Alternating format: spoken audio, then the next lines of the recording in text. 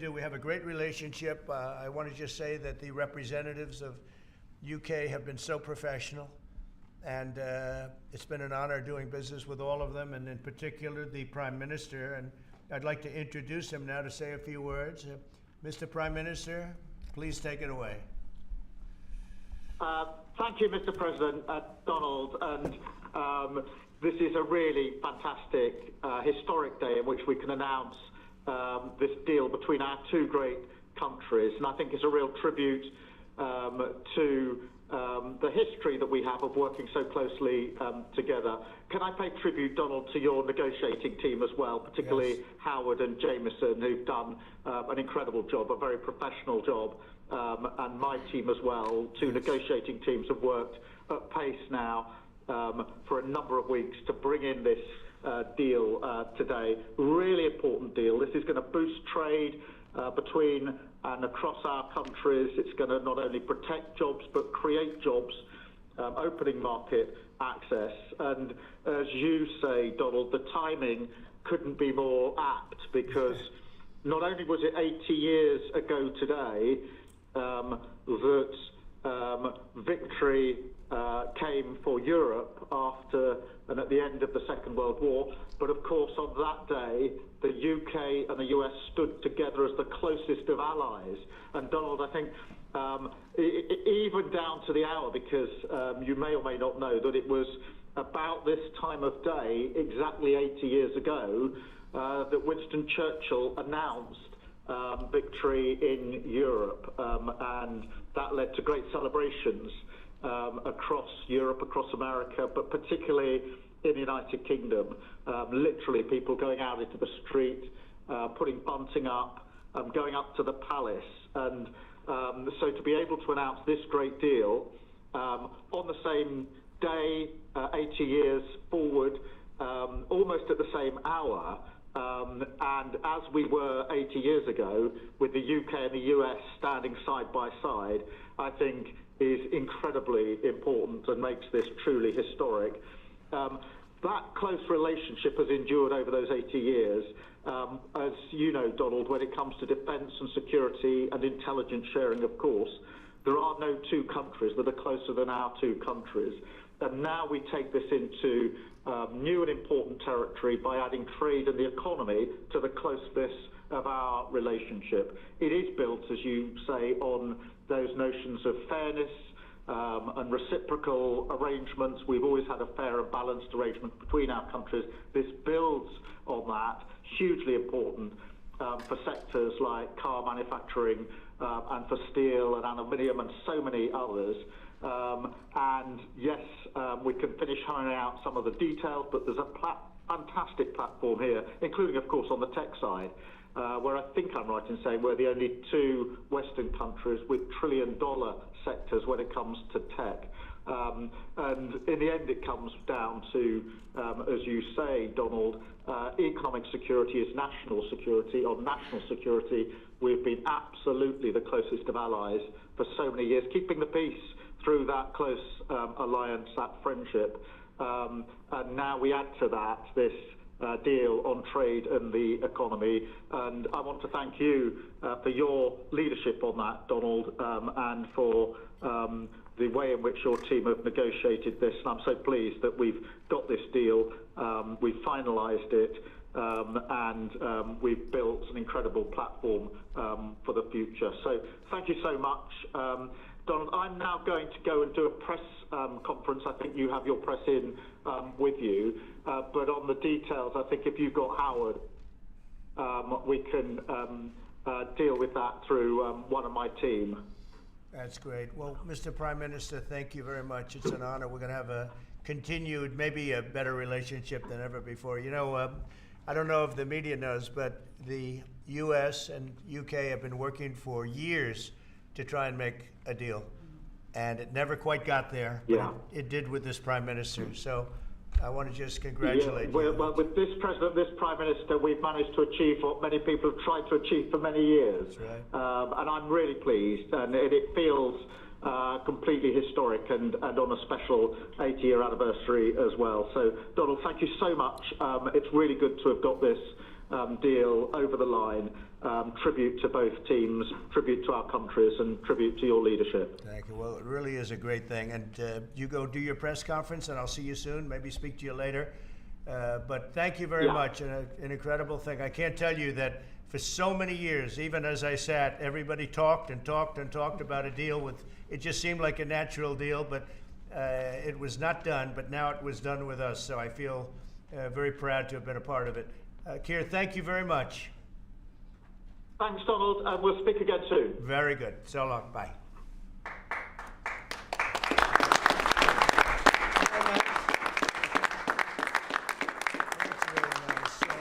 Why don't I do this? Why don't I have our Secretary of Commerce, Howard Lutnick, give a little description of the deal pretty quick, and then the good side, the very nice side, we'll be speaking about it also, maybe, from so you get a pretty equal. I think it's a very, it's just been a deal that was, we thought, very complicated. It became very simple. It's opening up the country that we really didn't have the kind of access to that I would have thought. I was surprised. I think it's why the deal never got done before. It was, you know, they've been working on this deal for 25 years. And we got it done, and we got it done. Really, it's going to be great for both countries. So, Howard, if you could go, and then somebody else, you may have, you'll pick whoever you want who'd like to do it. I have a feeling you're going to do it, right? So you guys go ahead, and then we'll take questions right after that. But I think you'll get a pretty good understanding of how big it is. It's a very large deal, very big deal. And Howard, go ahead. So the UK is the 6th largest economy in the world and the 4th largest that we export to, right? So it's a huge market, a top 10 market. If you remember Liberation Day, they were at 10% because we have balanced trade with the UK, right? They say they have a surplus, but of course that counts gold bullion, which is, so let's just call it balanced trade. So how do you open up a market in balanced trade? People think it's impossible. They've always thought it was impossible until President Trump came on the scene and changed the way things work. So here's what we've got. We've opened up new market access, ethanol, beef, machinery, all the agricultural products. They've agreed to open their markets, and that will add $5 billion of opportunity to American exporters. So the question is, why would they do that now? Because they've never done it before, and we still have our 10% tariff on, which will produce $6 billion of revenue for the United States. So the idea was, how do they keep their jobs, protect their economy, and do the best for their people while opening the market for us?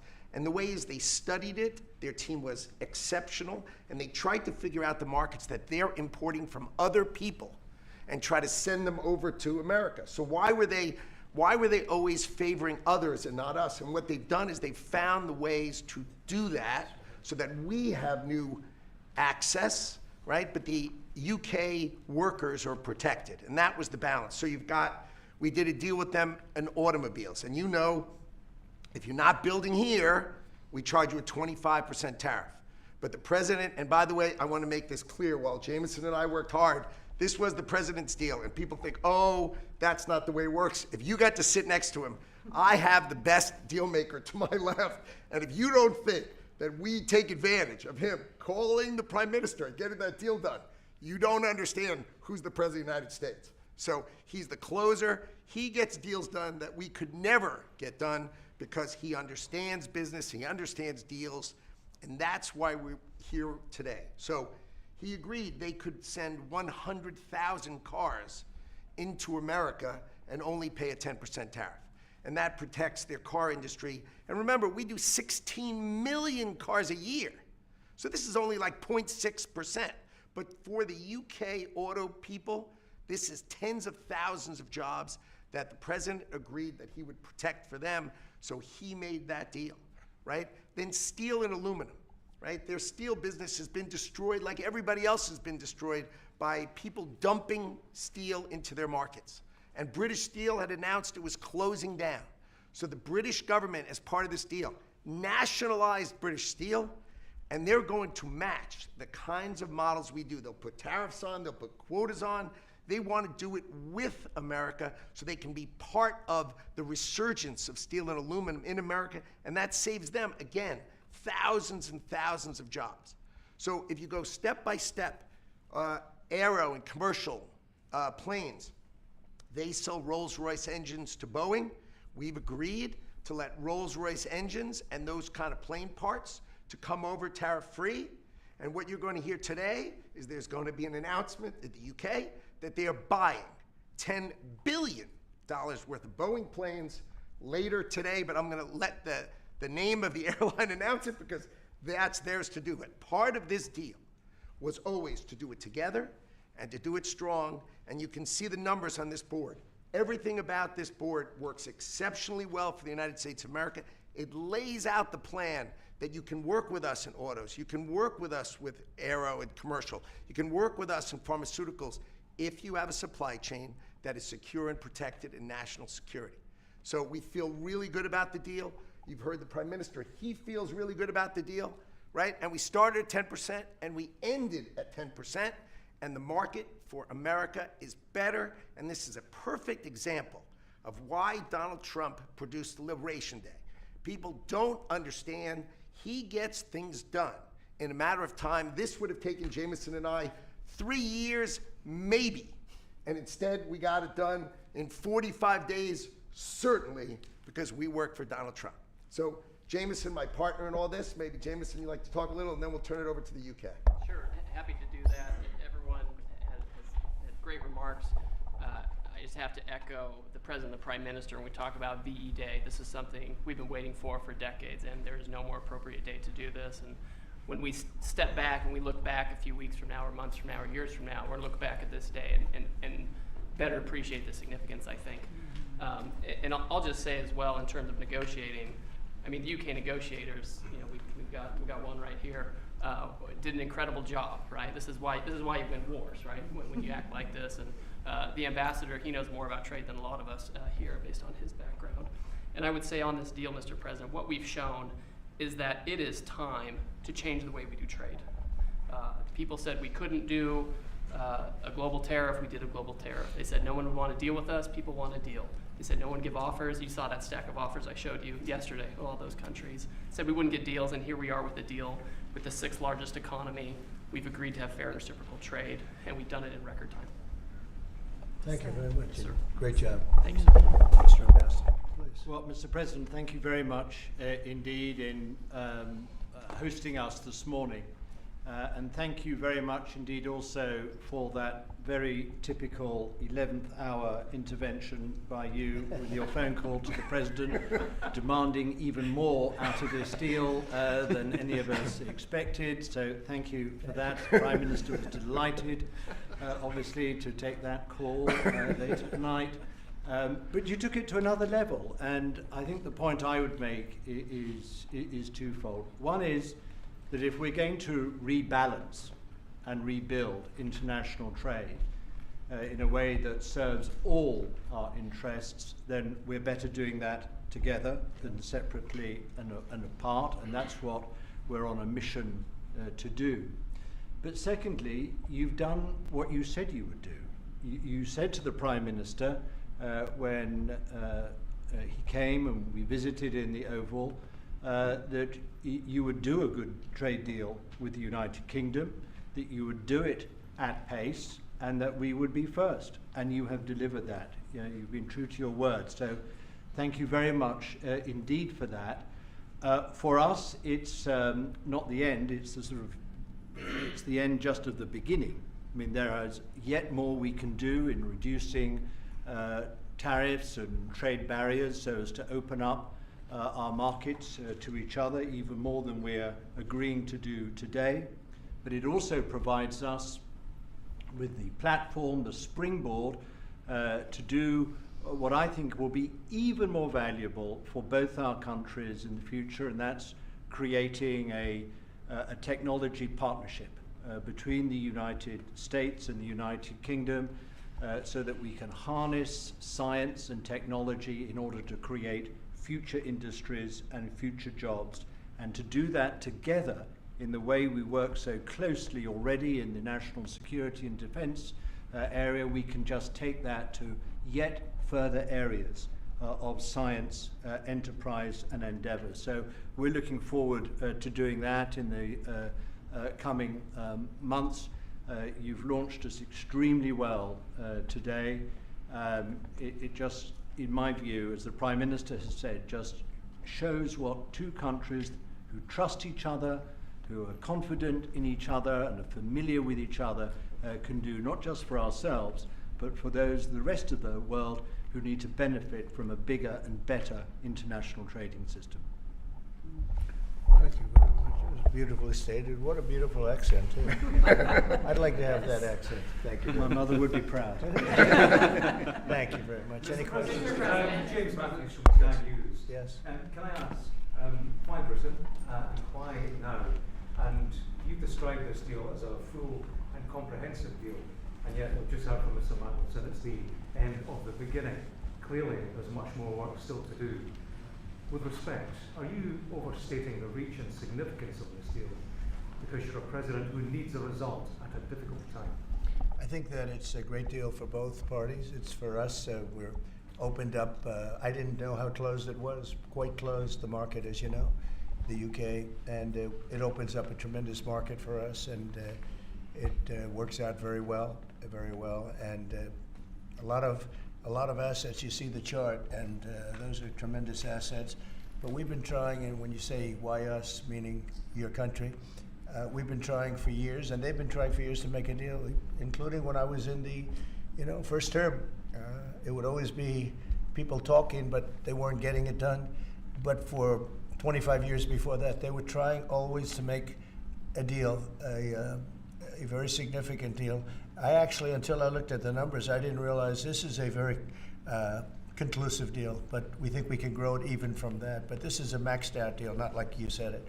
You said it really incorrectly. This is a maxed out deal that we're going to make bigger, and we make it bigger through growth. But we have tremendous assets involved. I was surprised to see how big your country is in trade, actually. One of the biggest in technology and so many other things. It's agriculture. I really didn't know. It's depending on your definition, it's from 4 to 5 to 6. That's pretty big in the world. So I was very impressed by that. But we're going to take it to new levels. It's a very big deal right now, but I think it is going to grow just of its own volition. It's going to grow, and over time there'll be changes made. There'll be adjustments made because we're flexible. We'll see things that we can do even better. But it's very conclusive, and we think everyone's going to be happy, and the people of your country are going to be very impressed with the result, and they'll be able to buy from more people. They'll be able to price things differently. They'll be able to get some products that aren't available to them now that we make better than anybody in the world. And it's just something that it's a great thing that it came together. It's so nice because we have many countries want to make a deal, and many countries are very unhappy that we happen to choose this one, to be honest with you. But it's a long time, our oldest ally, or just about. I guess a couple of people claim that too, but let's put it right at the top. I think it's going to be something very special for UK and special for the United States. Mr. President, Yeah, please. Thank you, Mr. President. Reagan Reese with the Daily Caller. How close are you to more deals, and when do you expect the next to be announced? Well, very close. We have numerous deals. I know Howard's going back as soon as this is finished, your press conference. He's got numerous. And Scott, who's right over here, who's fantastic, by the way.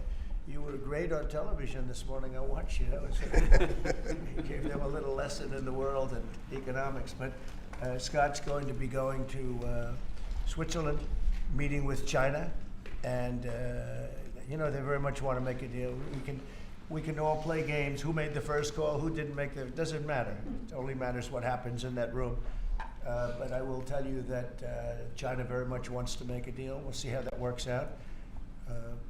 Every country throughout the last 40, 50 years has literally ripped off the United States on trade, on military, on protection, on all the different things. And we are now making fair deals. And in this case, it's great because we really weren't very much involved. You have the European Union, which is, I think you made the right decision years ago. I don't know if you remember, I was opening up Turnberry the day that you were voting.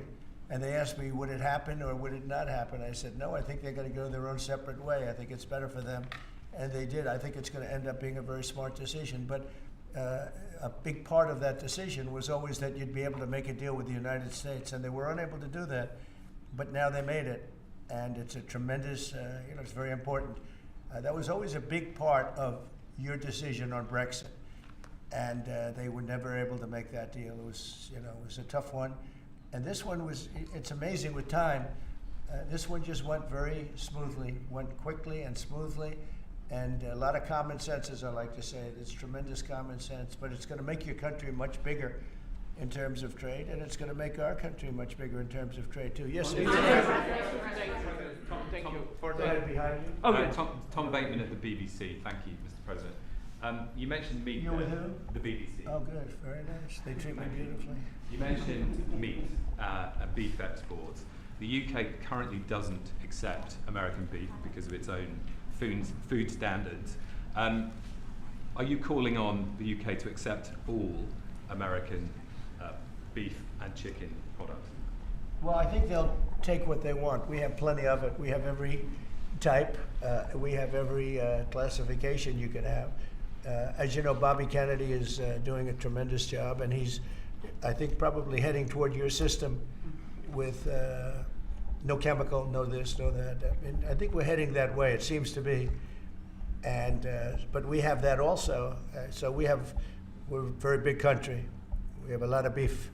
We're a very big country, so it'll be great. Yes, yes. You want me to jump in? Yes. Let's talk about American beef really quickly, and it can't be understated. I'm Brooke Rollins, by the way. How important this deal is and what this means to American farmers and ranchers. Specific to the beef, this is going to exponentially increase our beef exports. And to be very clear, American beef is the safest, the best quality, and the crown jewel of American agriculture for the world. So I think a really important part of this deal isn't just the ethanol reducing of tariffs from 19 to 0, which for our row croppers is a huge deal, but also for beef. And as we move forward, I know our incredible trade team is looking at all of the meats, all of the produce, really all of our agriculture exports. And I don't know if there's an industry that has been treated more unfairly and has suffered more than our agriculture industry. So we look forward to, I'll be in the UK on Monday, talking to my counterpart over there for next week, and look forward to moving that out across the country. The president is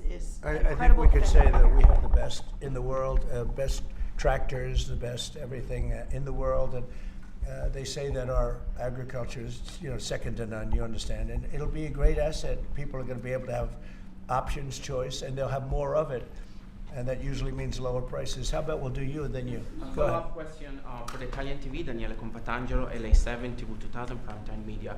So congratulations for the deal. We'll see a big revenues from the chart. But what's the rest of Europe? It's a victory day, but other European countries, it seems like they're losing the train. We intend to make a deal with Europe. We have found that the European Union treated us extremely unfairly, very difficult, and hurt themselves in doing so. And they very much want to make a deal. We'll be dealing with them. We are dealing with them currently. So that'll cover pretty much the rest of it. But this was separate because of Brexit in particular. This was a separate deal. It always seems so natural. I mean, all the media would say that this seemed to be like, why did this happen 25 years? Why didn't it happen a long time ago? And it was always amazing to me. Somebody would say, hey, we got to make a deal. We have to make a deal. But this deal just fell into place. The Prime Minister did a fantastic job. His representatives are total professionals, and they got along well, and it just seemed to work. And I think one of the reasons it did is because we blew up the whole system. If we would have just been dealing with you separately or, country by country, we blew up the whole system. It was very fair to very unfair to the United States. And I think because of that, this worked out so nicely. And I'm honored that it was the first deal. Please. Sir, you mentioned... Well, why don't you go in the back, yes. Oh, thank you, sir. I'm with the London Times. I would say this is a great day for James Bond because now Aston Martins will be available to American buyers. But it'll be even better by extending it to film. You've talked about a big tariff on films, and we'd like to know if there'd be relief on British. Well, we're going to have a discussion on that separately. And as you know, we're putting tariffs on that particular film, you said, the movie makers. And we're going to be doing some tariffs to get them because a lot of them have left this country. They all live here. The money comes from here. Everything comes from here, but they make them in other countries.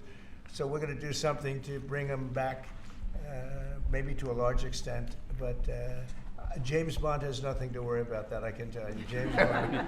And you know, Sean Connery was a friend of mine. Sean Connery was responsible for my getting zoning in Aberdeen. He said, "Let the bloody bloke build his golf courses." And, you know, I was like 4 years into the process, and it was impossible in Aberdeen.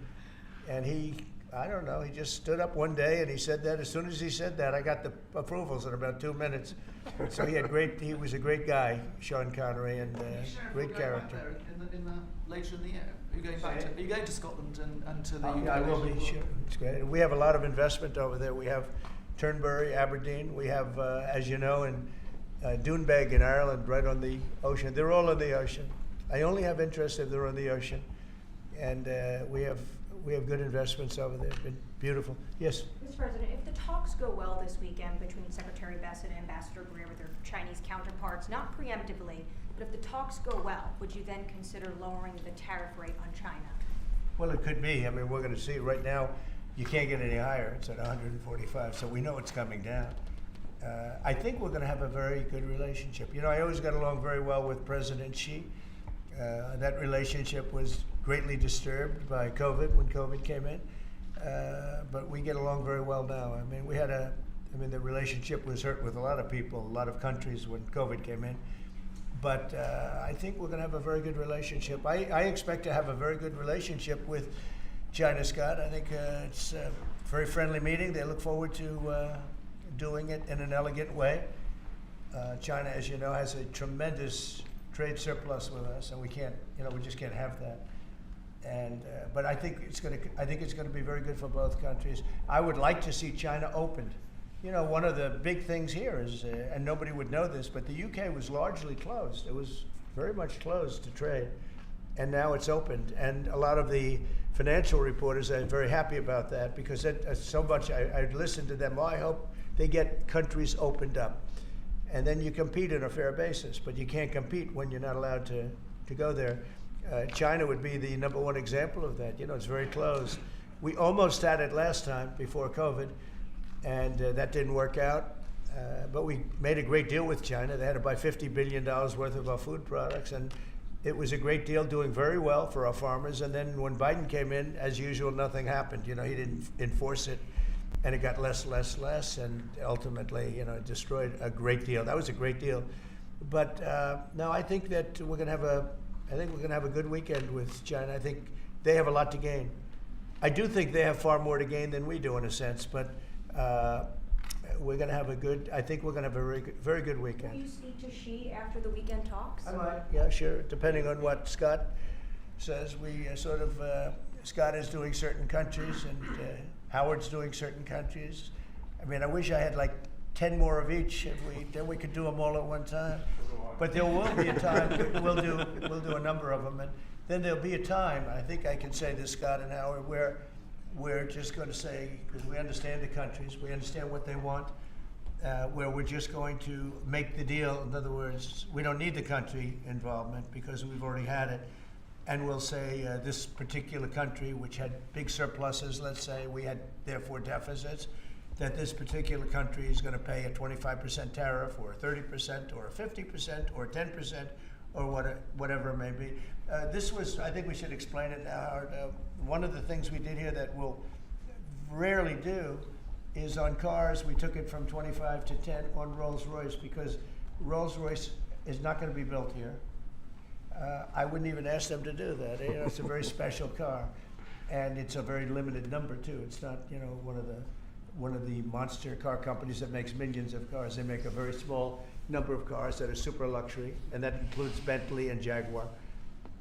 So we have some very special cars. So in order to help that industry, and that's really, you know, handmade stuff. And they've been doing it for a long time in the same location. And I said, yeah, that would be good. Let's help them out with that one. But that's different than a car company that comes out and makes millions of cars, which they'll be doing in our country. They're going to build, we have many factories, car plants being built or going to be built very soon. I think we can say that we'll be close to $10 trillion of investment. I think we're actually at that number now if you add up some of the ones we haven't heard about yet. I mean, we have some going up right now. They have plants going up and they haven't even spoken to us. They're doing it because of the tariffs. And tariffs have always been used against us, and I never understood. I used to sit back. As you know, China paid hundreds of billions of dollars in tariffs when I was president, but until then, China never paid anything, and they really did a big number on us from the standpoint of trade. But we are using tariffs now for our benefit, and we have now close to $10 trillion. Think of that, 10 trillion. If you look at the past administration, and we're talking about over, essentially 2 months, because we could say 3, but it took a little while to get the office in perfect shape, right? It took a little while to get things done. But once we started, when you think of that, close to $10 trillion of investment, you've had years where the United States wouldn't do that wouldn't do 1 trillion in a year, wouldn't do anywhere near 1 trillion. We did 10 trillion in 2 months. So it's amazing what's happening. We're getting calls and that has to do with chips, has to do with cars. We used to make chips. We had Intel, and we used to make chips. We had a monopoly on chips. Everything was made here, and now, over a period of years, because of presidents that didn't know what they were doing, they allowed that business to be stolen from us. Most of it moved to Taiwan. And you probably were in the same position, right? Because you had a lot of the chip making capacity, but they moved it in. And if we would have said, that's fine, if you want to move it to Taiwan, that's good, but if you want to sell back into the United States, we're going to put a 50% or 100% tariff on, they would have never left. But we had people sitting here that didn't understand that, and it's too bad. But now they're coming back, because I'm saying it about 40 years too late, but they're coming back. As you know, we have the biggest chip makers in the world spending, in one case, $300 billion, in one case, $500 billion.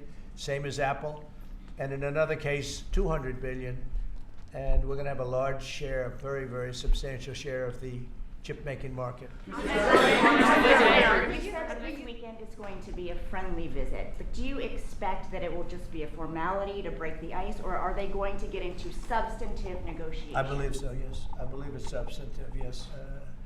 I think people like to say, yes, we're having a meeting to meet. Well, we're meeting, so what are we going to do? Talk about meeting again? I think it's going to be substantive. I think we can say that, right, Scott? Very substantive. Now, China wants to do something. And look, they have to at this point. Essentially, they made $1 trillion a year, and now they have absolutely, no business because of the tariffs. They have no business. And they want to have business, and we want them to have business. We want them to do well. We want them to do very well. So I think it's going to be very substantive. Because business has slowed down, as you mentioned. In China. But we're seeing, as a result, the ports here in the U.S., the traffic has really slowed, and now thousands of dock workers and truck drivers are worried about their jobs. Yeah, no, that means we lose less money. When I see that means we lose less money. Look, China was making over $1 trillion, 1.1 trillion, in my opinion. Different numbers from 500 billion to $1 trillion or $1 trillion. I think it was 1.1 trillion. And frankly, if we didn't do business, we would have been better off. Okay, you understand that. So when you say it slowed down, that's a good thing, not a bad thing. But we're going to make it so they can.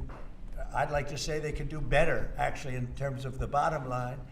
We'd like to see China opened up so we can compete in China and, give people something that they've never had, access to something. That'd be great for the world. It would be great for our businesses. And I think it would be great for friendship. I really expect a lot of people think I'm a militant guy. I'm really not.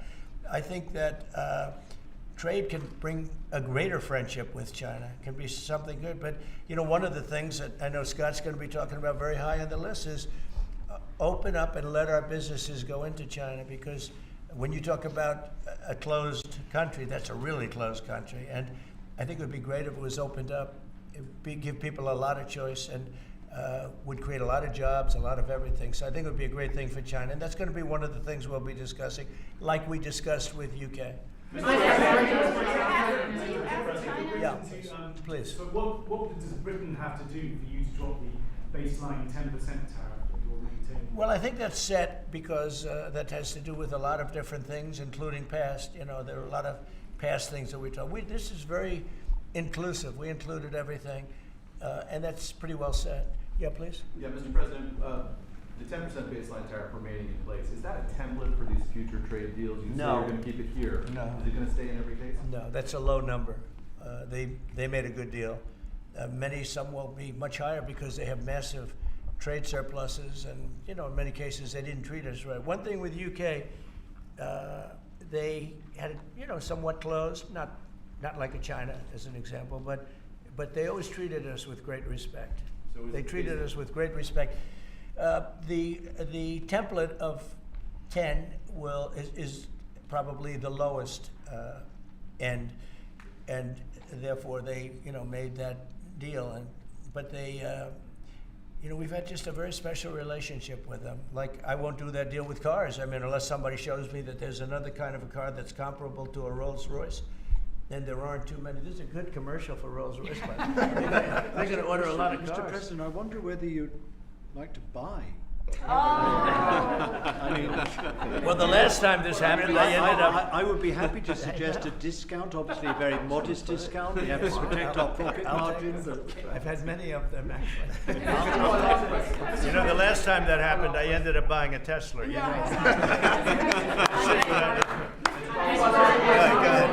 Thank you. Mary Margaret Olahan with Daily Wire. I had a question about the UK deal today. I heard there was talk that part of the agreement would depend on whether the UK would respect free speech and freedom of religion. I know the VP is really interested in that and talked about that earlier this year. Was there any assurances that you guys got on that front? You want to handle that? Yeah, that was not part of the conversation. Our conversation was an economic conversation from start to finish, closed by the president yesterday. This was a business deal, open their markets, and also protect their workers, grow our markets, and help our workers. This was about business religion. Business is sort of a semi-religion, but not nearly as important. I don't want to get myself into Go ahead, in the back. Mr. President, will you be asking China to help you close, the gap between Ukraine and Russia? I think so, yeah. I think it's a natural thing to ask. What do you expect? Sure. I don't know. I think we're making good progress. The fighting is a little bit different than it was. I think if we weren't involved, Russia would be, going at it to maybe get the whole thing. And without our involvement, they'd be able to get it, because we supplied a lot of different things, foolishly. But we've been sort of paid back by doing the rare earth deal that I talked about before. I think that I think that we will be very much involved in trying to get that bloodbath. It's a bloodbath. It's a horrible situation. 5,000. It's really more than that. But it's 5,000 soldiers on average a week, mostly soldiers, are being killed. Young, beautiful people. I mean, they're being killed. I see the satellite pictures coming back, body parts lying all over fields, heads and arms. It's so terrible. I've never seen anything like it, actually. And if we can get that stopped, that will be a great accomplishment. And we're trying very hard, and I think we're close. And Mr. Witkoff is talking constantly back and forth. He's a real professional who's got a great relationship with both countries. And I think we have a good chance. And likewise, we're trying to work on Iran to get that solved without having to get into any bombing, as we say, big bombing. I don't want to do that. I want them to work a deal. I want them to be very successful. Thank you, Mr. President. Edward Lawrence from Fox Business. Yes. On the non-market barriers, how did you get the UK to bend, and what was the 11th hour deal or ask? Well, I think it was really just a part of the overall. I mean, they have so many things that are so good for them. It's going to be so good for the country, and that was sort of easy. It wasn't. We had non-market. I call it non-market or non-monetary trade barriers, and we had quite a few of them. Not nearly as bad as some countries. Some countries have, they have virtually no tariff, but the rest of it is so brutal you can't do business with them, right? So it's a very important question, actually. No, I think the overall deal just worked out very well from their standpoint. They were willing to give that in order to get other things, and you might want to speak to that, Mr. Ambassador. Look, the point about the deal is that we will continue reducing tariffs and non-tariff barriers. This is a continuing picture. It's a movie. It's not a still picture here. It's a movie. Yeah. It continues. And we're both committed to freeing up trade between our countries. We're both committed to freeing up investment between our countries. And the point about this deal is that it provides a very good template and a very good launch pad for what we can continue to do and build on in the future. And that's what we're both determined to do. When the 11th hour deal. You know, many What of was the 11th hour answer? many of the well, I better not say. That's between us. Many of these, we'll keep it confidential. How about just one more little thing, right? It got the deal closed, and it was handled very well from the other side too. But many of these things that we're talking about, we've been talking about this for 25 years. It's hard to explain when, if you weren't sitting behind this beautiful Resolute desk, you just wouldn't get it. I have been hearing about making a deal with UK for 25 years. And especially around the time of Brexit. They wanted to make a deal, so they came out of Brexit and they make a deal, and how natural. And it just couldn't be done. It couldn't be done. Good people. And this is a bigger deal. This is a much bigger, better, stronger deal for both of us than we ever even contemplated before. It's a big deal. Virtually everyone said that it would end in failure, it would end in tears, and it's ended in exactly the opposite. Yeah. But, Mr. President, can I say that that is due to Secretary Lutnick and Ambassador Greer, who've been absolutely fantastic. But Right. yesterday I received a call, a very diplomatic call that just edged things over the line, and that was from your new ambassador in the United Kingdom. Who is terrific. Right? Warren Stevens, he's here. Where is Warren? Right here. And Hello, Warren. How are you? he's flying to London tomorrow night. He's going to be very popular with the British people. He's going to be a very successful ambassador.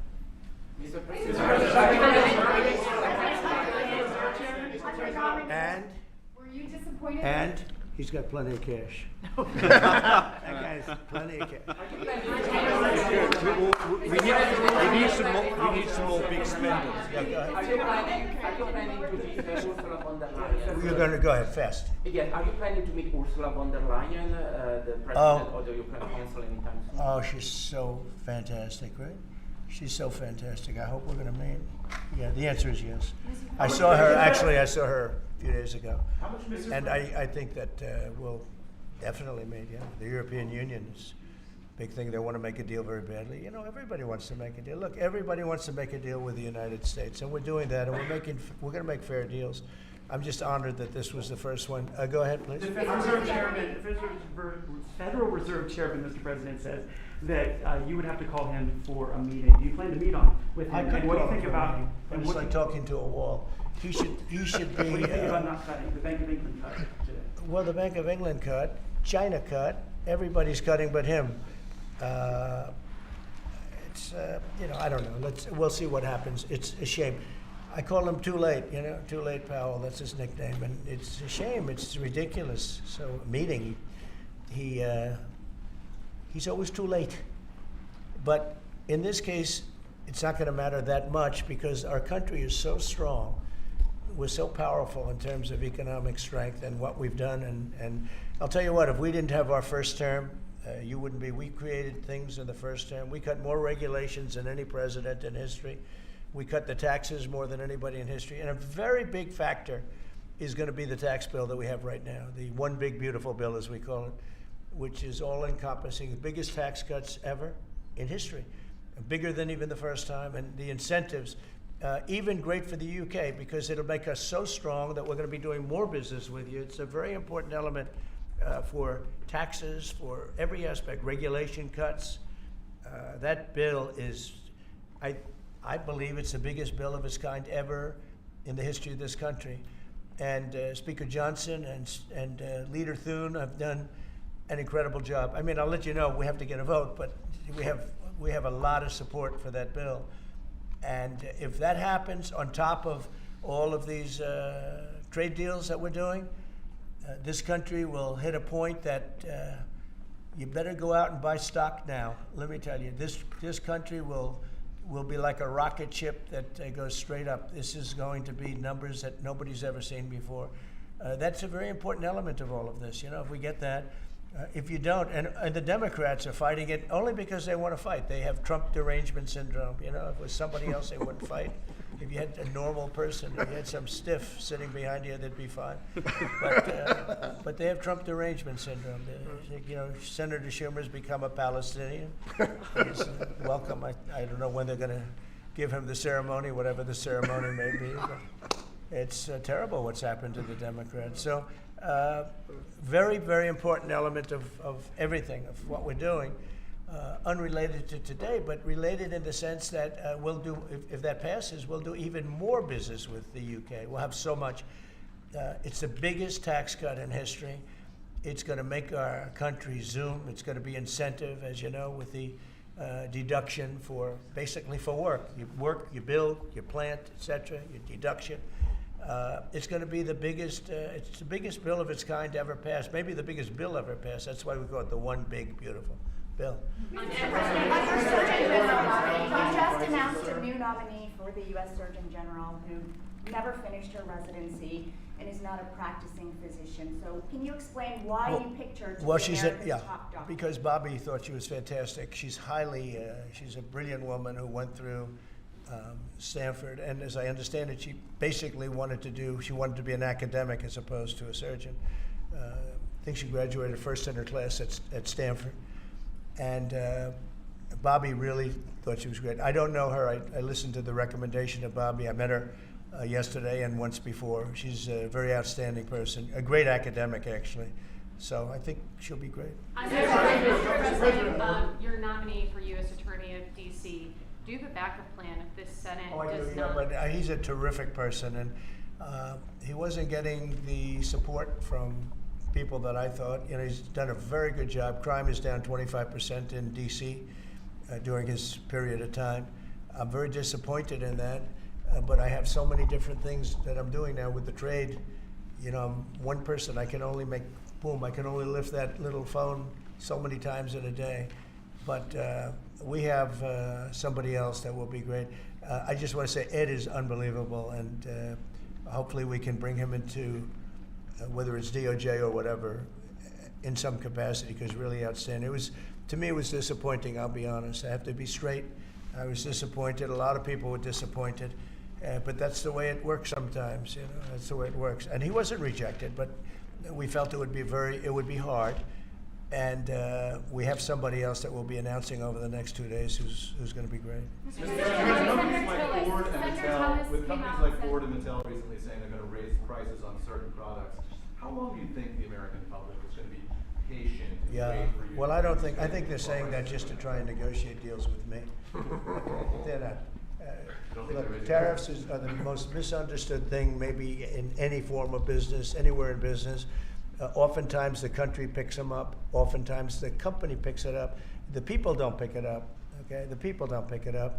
And if Ford did that, they wouldn't sell any cars. And if Mattel, I don't know, I'm not so sure. They also said they're the only country I've heard. They said, well, we're going to go counter. We're going to try going someplace else. That's okay. Let him go, and we'll put 100% tariff on his toys, and he won't sell one toy in the United States, and that's their biggest market.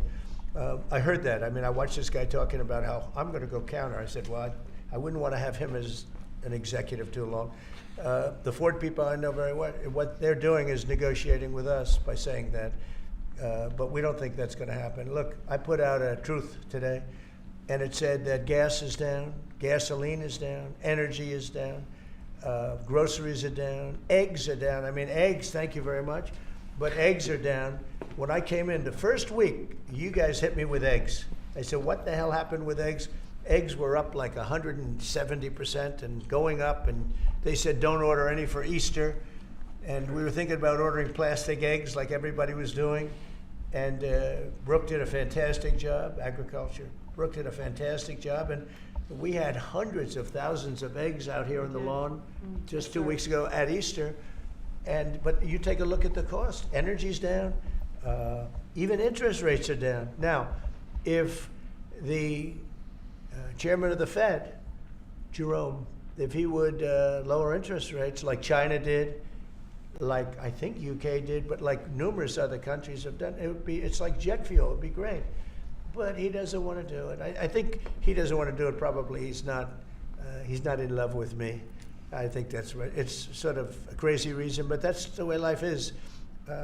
Anybody in his position would be like jet fuel. But even without that, we're doing well. But remember this, I've watched you people reporting over the last few months that if we do this, prices are going to go through. Well, groceries are down. All of this stuff is down. Lumber is down. Oil is gone to, we have that thing broke 60, right? $60 a barrel. And $1.98, $1.99 in some cases. And heading in that direction. No, I think it's been amazing, actually. And what that's good for, it gives the consumer more money, and it gives them a better life. Because we just came out of the worst inflation, in my opinion, in the history of our country. They say 48 years. But Biden really screwed it up. He screwed up energy. And he also he spent too much money. He was spending it on, a Green New Scam. And that's like throwing the money. See that beautiful window behind? Take money, throw it right out that window. Because it's the same thing. He spent $10 trillion. He wasted it. Not only was it bad, it was a negative. It wasn't even like it helped a little bit. It was a real negative. And then on top of it, they let 21 million people into our country without any identification, anything. Just let them in. It's very, very sad. Well, we'll do one or two more. Go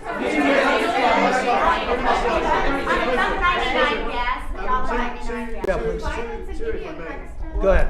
Who are you with? I'm with the Daily Telegraph. Now, you know me from another Yep, I do.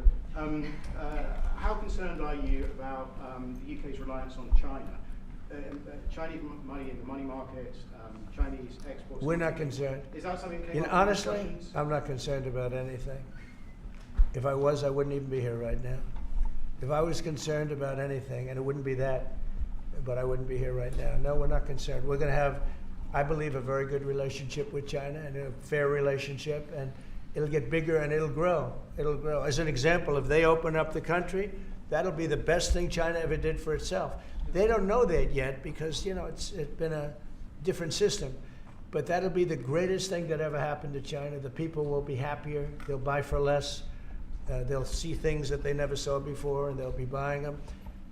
And it'll really create great long-term peace. And if I could ask one of the Agriculture Secretary, actually, there's a lot of concern about chlorinated chicken, the import of hormone-treated beef.